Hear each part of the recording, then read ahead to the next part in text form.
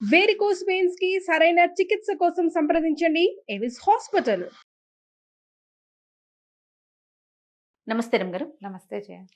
రమగారు, ఇటు 7 తరాలకి అటు 7 తరాలు కూర్చొని తిన్నా సరే తరగనంత ఆస్తులు సంపాదించాలి. చాలామందికి ఈ ఆలోచన ఉంటుంది, అవునా కదండి? కదా, కొంతమంది నానా కష్టాలు పడి కాస్త ఎంజాయ్ చేస్తూ కొంత సేవ్ చేస్తారు, మన తర్వాత తరాలు కూడా తినాలని. కొంతమంది ఈ ఎంజాయ్మెంట్ కూడా ఉండదండి, ఏముండదు.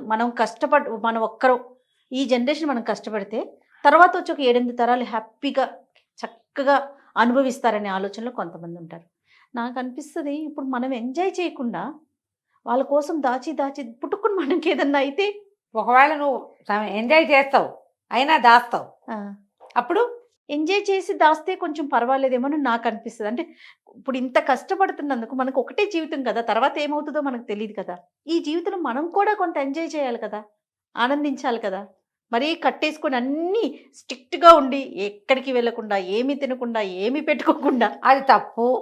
తప్పు కాదు. నువ్వు ఇప్పుడు హాయిగా ఉంటావు, ఎక్కడి నుంచి దొరికితే అక్కడ ఎవరిని అణిస్తే వాడిని అట్లా చేయకూడదు. మరి అదేగా జరుగుతుంది. అణిచి కాదు, అణచకుండా ప్రాపర్గా. జయ, అణచకుండా నీకు ఎక్కువ డబ్బు ఎలా వస్తుందో చెప్పమ్మా. ఎవరిని సంబంధించి అయితే ఎవరిని అణచకుండా, ఎవరికి ద్రోహం చేయకుండా, ఎక్కడా ఎక్స్ప్లాయిట్ చేయకుండా డబ్బులు రావమ్మా. కష్టం ఏదో వస్తుంది ఒక మాదిరిగా. మన పని మనం చేసుకున్నాం, ఉద్యోగం చేసుకుంటాము, వస్తుంది. అది మనకు సరిపోయి మన పిల్లలకు కూడా సరిపోతుంది. 30 తరాల దాకా సరిపోవాలంటే 300 మందిని ముంచితే గానీ 30 తరాలు గడపెక్క. కానీ అలానే ఉన్నారు కదా. అలాగే ఉన్నారు. కోట్లు కూడబెట్టే వాళ్ళలో నీకు వ్యాపార సామ్రాజ్య విస్తరణ జరుగుతుంది చూసావా. వీళ్ళ మీద, ఒక ఫ్యామిలీ మీద కొన్ని వేల మంది జీవితాలు ఆధారపడి ఉంటాయి. వాడు కూడబెట్టచ్చు, మనం వాడిని తప్పట్టకూడదు. వాడు ఒక్కడే ఎంజాయ్ వాడు పిచ్చగా ఎంజాయ్ చేసేస్తూనే ఉంటాడు. చేసేస్తూ ఎన్నో వేల కుటుంబాలకి బాసటగా ఉంటారు. ఉన్నాయి అట్లా వ్యాపార సామ్రాజ్యాలు లేవు, ఉన్నాయి. వాడిని మరి అంత తప్పటక్కర్లా. ఇంకొంతమంది ఉంటారు, ఎవరికి ఏమీ పెట్టేది ఏమి ఉండదు. ఆ ఇంట్లో ఉన్న 10 మంది 8 మంది వాళ్ళ దగ్గర పనిచేసే ఒక 5-6 అంతే. ఇక వీడు అక్కడ 100 ఎకరాలు, ఇక్కడ 1000 ఎకరాలు, అక్కడ 500 రకాలు, అక్కడో మేడ ఇక్కడో మేడ, ఏమిటేమిటో చేస్తారు. పుసుకున అర్ధరాత్రి హార్ట్ అటాక్ వస్తుంది. నిద్రలో వాడు మూలిగాడో ముక్కాడో కూడా భార్యకి తెలీదు. తెల్లారేసరికి చచ్చిపడి ఉంటారు. అంతే. ఈ వీళ్ళు ఇన్ని కోటలు మేడలు మిద్దెలు ఎవరి కోసం? ఏం చేస్తారు వీళ్ళంతా? ఇలాంటి వాళ్ళు ఎంతమంది ఉన్నారమ్మా. పూర్వకాలం కూడా రాజులు ఇలా వాళ్ళు ఉన్నారు. అవును. ఒక మంచి కథ చెప్తాను చూడు దీని మీద. చెప్పండి. ఇలాంటి టాపిక్స్ మీద ఎన్ని కథలు ఉన్నాయో జయ. ఇది ఇప్పుడు సంపాదించద్దని కాదు, మేడలు మిద్దెలు ఏర్పరచుకోవద్దని కాదు, దానికోసం ఇతరులని పిండద్దని. నువ్వు ఎంత సంపాదించినా నీ లైఫ్ స్పాన్ భగవంతుడు సాధారణంగా 100 ఏళ్ళు మంది.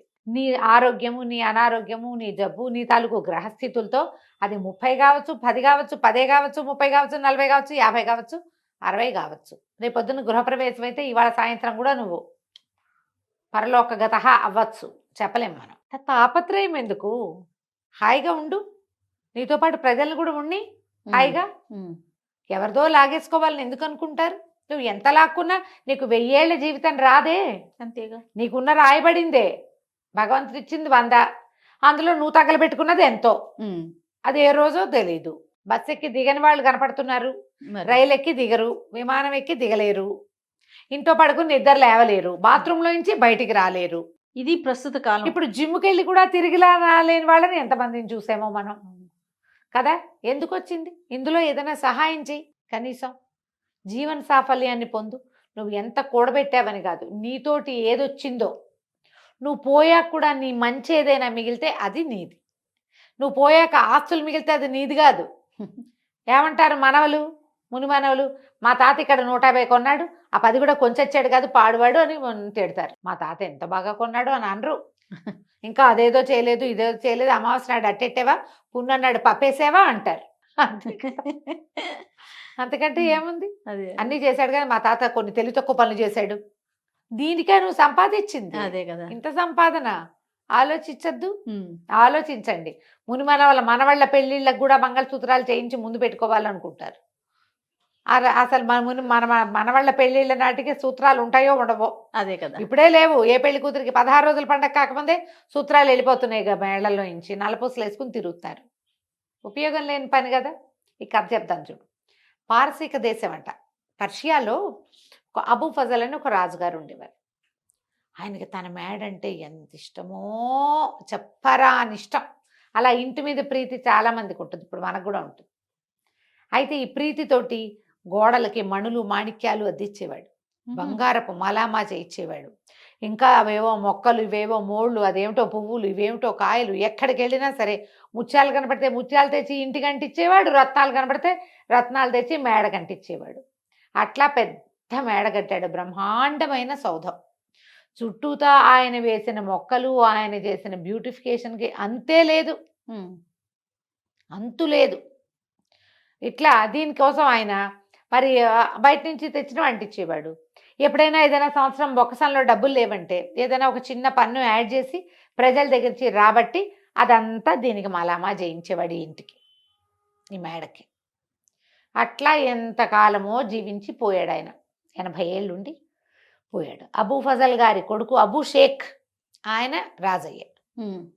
పోయే ముందు వాళ్ళ నాన్న అబూ ఫజల్ గారు షేక్కి చెప్పారట, ఒరే షేక్ బాబు, ఇది మన ఇల్లు అంటే పంచప్రాణాలు రా నాకు, దీన్ని ఎంత సౌందర్యవంతంగా తీర్చిదిద్దాను, ఇంటిని భద్రంగా చూసుకో, కుదిరితే మరింత అందంగా తీర్చిదిద్దు అని చెప్పాడు.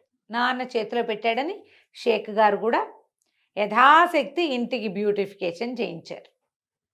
ఆయన తన 56వ ఏట పరంపదించారు. తాతగారు వేసిన పన్నులు ఉన్నాయి, తండ్రి గారు అబూ షేక్ గారు వేసిన పన్నులు నడుస్తూనే ఉన్నాయి. వీళ్ళు 55వ ఏట పరంపదించిన ఆయనకి ఒక కుమారుడు ఉన్నాడు. ఈయన పేరు రహీం. ఓకే. అయితే ఈయన అబ్బో ఆయనకి ఎంత సౌందర్యారాధకుడో ఆ కుర్రాడు. వాడికి ఒక 30 ఏళ్ళు ఉంటాయి. అయితే ఇక ఆ అబ్బాయి అన్ని పన్నులు అయిపోయినాయి. ఏం పన్ను వెయ్యాలి ప్రజల మీద? ముత్యాలు, రత్నాలు, వజ్రాలు అన్నీ అయిపోయినాయి. ఇప్పుడు చెట్లకి ఏమైనా సౌందర్యవంతంగా చేయాలనుకున్నాడు. మనకు మొక్కలకి ఇట్లా లైట్లు పెట్టి కనపడుతుంటాయి అక్కడక్కడ, వాటి కూడా బ్యూటిఫికేషన్. పెంపుడు కుక్కలకి మెడల్లోకి బంగారు బెల్టులు, వాటికి మెడలోంచి వేళ్లాడేందుకు బంగారపు వీటికి ఏమంటారు గంటలు. పిల్లులకి సౌందర్యం.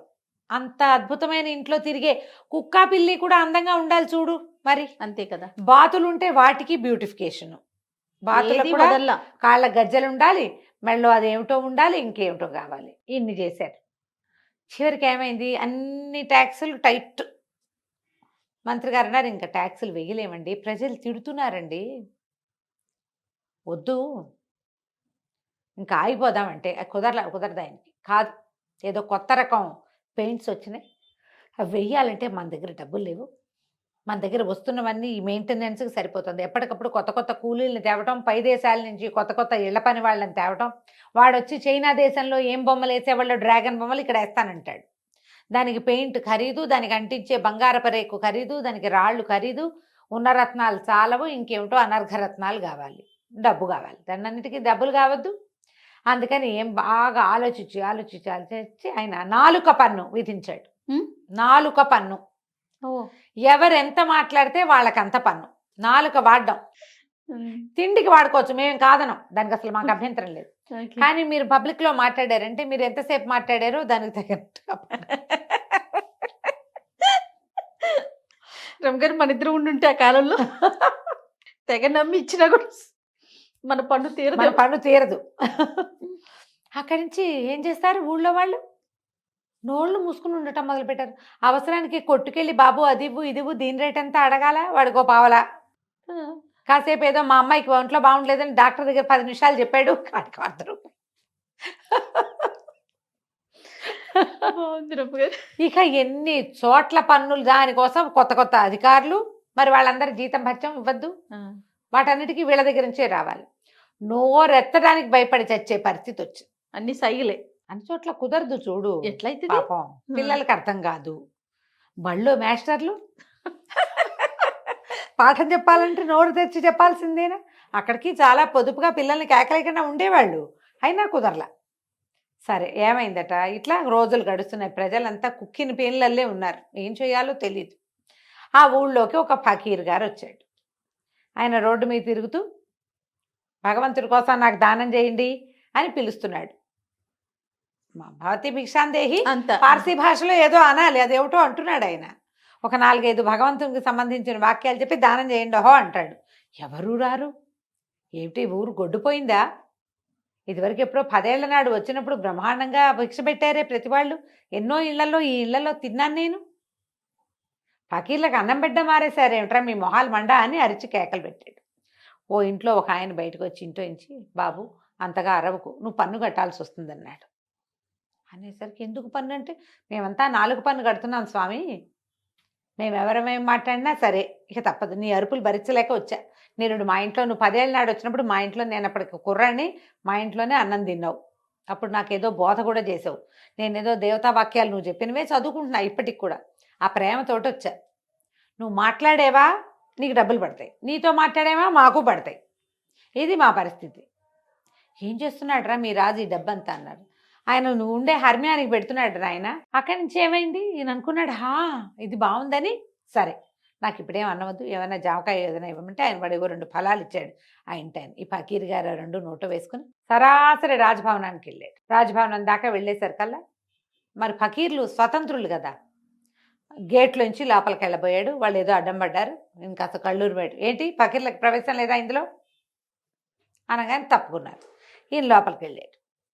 అదే తన ఇల్లే అన్నంత స్వతంత్రంగా లోపలంతా నడిచి తిరిగాడు. ఎక్కడో వంటశాల వాసనలు వస్తున్నాయి, అక్కడికి వెళ్ళాడు. వెళ్ళి అక్కడ పేట వేసుకుని కూర్చుని పెట్టు అంటే శుభ్రంగా అన్నం పెట్టారు. అయినమంతా అంత జోరుగా వచ్చి అడిగితే రాజుగారికి ప్రీతిపాత్రుడు అయి ఉంటాడు అనుకున్నారు వాళ్ళు. లోపల నుంచి మొదట గేటు దగ్గర ఆపారు, కానీ తర్వాత వాళ్ళు ఎవ్వరూ ఆయన ఆపల. జోరుగా వచ్చేసాడు లోపలికి. మనం తక్కుతూ తారుతూ వెళ్తే అవతల వాళ్ళు అనుమాన పడతారు. మా ఇల్లే అన్నట్టుగా వెళ్ళిపోతే ఎవరేమంటారు. చక్కగా వంటశాలలో పక్కన పేటేసి కూర్చుని శుభ్రంగా ఆ రోజు రాజుగారి కోసం వండిన వంట అది భోజనం చేసాడు. విస్తట్లో వడ్డిచ్చేసుకుని, వాళ్ళ భాషలో ఏదో అంటారు, తెలుగులో కాబట్టి నేను విస్తరని చెప్తున్నా. అక్కడి నుంచి అలా నడుచుకుంటూ వెళ్ళి రాజుగారి ప్రత్యేకమైన గది ఒకటి ఉంది, మహారాజు గారి గది. అదే మన ఏమంటారు చక్రవర్తి గది. మనం సూట్స్ ఉంటాయి కదా, ప్రెసిడెన్షియల్ సూట్స్, ఆ స్వీట్ రూమ్లోకి పోయాడు. పెద్ద మంచం, దాని మీద పట్టుపరుపు వేసింది. అది వెండి జరీతోటి నేసిన ఒక పెద్ద దుప్పటి పరిచింది. షాండ్లైర్స్ ఉన్నాయి, వింజామార్లు విసురుతున్నారు. ఎవరో పోయి మంచం మీద పడుకున్నాడు. ఈ లోపల ఏమైంది, రాజుగారు భోజనానికి వచ్చాడు. భోజనానికి వచ్చి ఆల్రెడీ అక్కడ ఎవరో తిన్నట్టు కనపడేసరికి ఎవరు వచ్చారు ఏంటని అడిగాడు. ఎవరో ఒక ఆయన ఫకీర్ వచ్చాడంటే, ఆయన వడ్డించమన్నాడు, వడ్డించేసామంటే ఎవర్రా అంటే, ఎవరు తీసుకొచ్చారంటే ఆయనే వచ్చాడు. ద్వారపాలకులను అడిగితే ఆయన అంతటా ఆయనే లోపలికి వచ్చేసాడు. లోపలికి వచ్చాడు, భోజనం చేశాడు. ఆయన ఎక్కడున్నాడంటే మీ సూట్లో పడుకున్నాడు. ఈయన చకచక అక్కడికి వెళ్ళాడు. వెళ్తే మంచం మీద హాయిగా కాళ్ళు బాగా చాపుకుని చేతులు ఇట్లా పైకి పెట్టుకుని, చంటి బిడ్డలు పడుకుంటారు కదా అట్లా 2 చేతులు పైకి కాళ్ళు ముందుకు పెట్టి పడుకుంటారు. అట్లా నిద్రపోతున్న ఫకీర్ని చూశాడు. దగ్గరికి వెళ్ళాడు. ఏమనాలో తెలియలే, ఏదో అందామనిపిస్తోంది, కానీ ధైర్యం చాలటల్ల. ఫకీర్లని వాళ్ళని అంతంత ఏం పెద్ద మాటలు మాట్లాడలేదు కదా. ఆయన కళ్ళు తెరిచి చూశాడు. ఏరా అన్నాడు. ఈయన అన్నాడు, రాజుగారు బాబు నిద్ర బాగా పట్టిందా? పట్టింది. బాగా భోజనం బాగా కుదిరిందా? కుదిరింది. బాగా చక్కగా మందిరం అంతా చూశారా? చూశారు. ఎందుకు బాబు ఇక్కడికి వచ్చారు? మీలాంటి ఫకీర్లకి బ్రహ్మాండమైన సత్రాలు కట్టించామే మేము ఊళ్ళోను. హాయిగా అక్కడ మీరు సుఖంగా ఉండొచ్చు, మీ బోటి వాళ్ళు చాలామంది ఉంటారు. ఇక్కడికి ఎందుకు వచ్చారండి? ఈ ఇల్లు ఎవరు కట్టారా అన్నాడు ఆయన. మా తాత అండి. మీ తాత ఎన్నేళ్ళు ఉన్నాడు? మా తాత 80 ఏళ్ళు వచ్చేదాకా బతికాడండి. తర్వాత ఎవరు వచ్చారండి? మా నాన్న వచ్చాడండి ఈ బిల్డింగ్లోకి. ఇది మేముండే ఇల్లు అని చెప్తున్నాడు. ఇది మేముండే ఇల్లు, నువ్వు అక్కడ ఉండాలి కదా అన్నాడు. అందుకే చెప్తున్నాడు అనమాట. మీ నాన్న ఎన్నేళ్ళు ఉన్నాడు? 55 ఏళ్ళు. మరి నువ్వెన్నేళ్ళు ఉంటావురా అన్నాడు. ఇప్పుడు నాకు 30 ఏళ్ళు అండి, నేను ఎన్నాళ్ళైనా ఉంటాను, ఎన్నాళ్ళు ఉంటా, నాకు ఎంత టైం ఉందో అన్నాళ్ళు ఉంటా. మరి ఇప్పుడు ఇది కూడా సత్రమేగా. సత్రం అంటే ఏమిటి? ఎవరైనా వచ్చి ఉండి వెళ్ళిపోవచ్చు అంతే. నువ్వు ఇప్పుడు వచ్చావు, ఉన్నావు, వెళ్ళిపోతావు. వెళ్ళిపోకుండా ఇక్కడ కూర్చుంటావా నువ్వు? ఇది సత్రమే. నేను ఇదే సత్రం అనుకున్నా. ఎందుకంటే మీ తాత కట్టాడు, వెళ్ళిపోయాడు. మీ నాన్న దీన్ని పెంచాడు, వెళ్ళిపోయాడు. నువ్వు పెంచుతున్నావు, వెళ్ళిపోతావు అంతే. సత్రం ఇది. అందుకే వచ్చా లోపలికి. గటక్కుమంది రాజుకి. నిజం కదా? అంతేగా. ఇప్పుడు ఓ చించుకుని నేను వాళ్ళవి వీళ్ళవి నాలుక పనులేసి వాళ్ళ నాలుకలు కత్తిరించి ఈ గోడకి మలామా చేసిన నా టైం ఎన్నాళ్ళో నేను అంతే కదా ఉంటాను. వెళ్ళిపోతావు కదా. ఈ లోపల నేను రోజుకు ఒకసారైనా తింటాను, లేదా 2 సార్లైనా తింటాను, అంతేగా. నా పొట్ట ఎంత ఉంది అంత పొట్ట. దీనికి 1/2 గ్లాస్ బియ్యము, పావు గిద్దెడు పప్పు చాలు. 10 సార్లు తినవు. ఎవ్వడు 10 మాటలు తినేవాడు లేడు. 10 సార్లు నిద్రపోవు. రోజుకు 2 మాటలు భోజనం, 1 మాట నిద్ర అనే కదా. అంతే. రోజుకు ప్రతివాడికి ఉండేది 24 గంటలేగా. ఎందుకురా ఇంత తాపత్రయం? జనాల దగ్గర నుంచి అంతంత సొమ్ము వసూలు చేసి ఈ రకంగా ఈ ఇంటిని పెంచుతున్నావు. నువ్వు ఉండేది ఎన్నాళ్ళు? ఇది సత్రం. నీ తర్వాత ఇంకోటి వస్తాడు ఇక్కడికి. వాడెన్నాళ్ళు ఉంటాడో వాడికి కూడా. పోనీ నీకు తెలుసా? ఇప్పుడు నేను భగీర్ని, నేను సత్రంలోకి వెళ్ళా, సాయంత్రం వెళ్ళిపోతా, నాకు తెలుసు. నువ్వు చెప్పు, నువ్వు ఎప్పుడు వెళ్ళిపోతావా ఇక్కడి నుంచి? తెలియని దానికి, ఉండని దానికి ఎందుకు ఇంత? రాజుగారు చాలా నాలుగు ఖర్చుకున్నాడు. ఏమిటి మా నాన్న తాత తెలుసుకోలేదు ఇది? నాకు జ్ఞానోదయం అయిందని 4 పన్ను మానేశాడు. ఆ తర్వాత ఈ ఇల్లు బ్యూటిఫికేషన్ కోసం జనాల దగ్గర నుంచి వసూలు చేసే పన్నులన్నీ మాన్పించేశాడు. ఇంకేం చేయలే. ఇల్లు ఉన్నట్టుగా ఉంచుకున్నారు. పన్నులు తగ్గిపోయేసరికి ప్రజలు స్వచ్ఛందంగా రాజుగారి ఇంట్లో పనిచేయడానికి, రాజుగారి గోడలు తోడవడానికి వచ్చేవాళ్ళు. వాళ్ళని ఇంత బిగిచ్చేయకుండా ఉంటే ఫ్రీగా పనిచేస్తారు. వాళ్ళు నీతో మమేకంగా ఉంటారు. ఆ తర్వాత ఆ రాజ్యం పర్షియా దేశం చాలా సుభిక్షంగా ఉండేదట. రాజుగారు ఎందుకంటే ఈ డబ్బులన్నీ తన మేడకు పెట్టుకోకుండా ప్రజల మీద ప్రజల దగ్గర చిన్న పన్ను వసూలు చేయటం, వాళ్ళ అవసరానికి వాళ్ళకి వాడడం. అందులో తన అవసరం కూడా ఒకటే తప్పిస్తే తనదే మెయిన్ అవసరం కాదు. ఈ సంపాదించుకునే వాళ్ళంతా అందరి దగ్గర నుంచి లాక్కునేవాళ్ళు, తన పరా భేదం లేకుండా ప్రతి వాళ్ళ నోళ్ళు కొట్టేవాళ్ళు. మన బతుకు చాలా అశాశ్వతమని, ఒక్క క్షణం తర్వాత మనం ఏమిటో మనకు తెలియదని కొంచెం లోపల జ్ఞానాన్ని పెంపొందించుకుంటే ఇంత దాడులు ఉండవమ్మా. ఇంత ఒకడికే ఆస్తి ఉండటం అలాంటివి ఉండవు. పూర్వకాలం నుంచి వస్తూనే ఉన్నాయి కథలు. జ్ఞానోదయం అవదంతే మనకి. అంతే. పుసుకుని పోయాక జ్ఞానోదయం అవుతుంది. ప్రేతానికి జ్ఞానోదయం అయినా ప్రయోజనం లేదు. ప్రయోజనం లేదు కదా. బతికుండగానే జ్ఞానోదయాలు పెంచుకోండి తండ్రి. కాస్త మిగిలిన వాళ్ళని కూడా బతకనియండి. తప్పకుండా. కథ కంచికి మనం ఇంటికి. 4 పన్ను మాత్రం చాలా బాగుంది రామగారు. నమస్తే అండి. నమస్తే.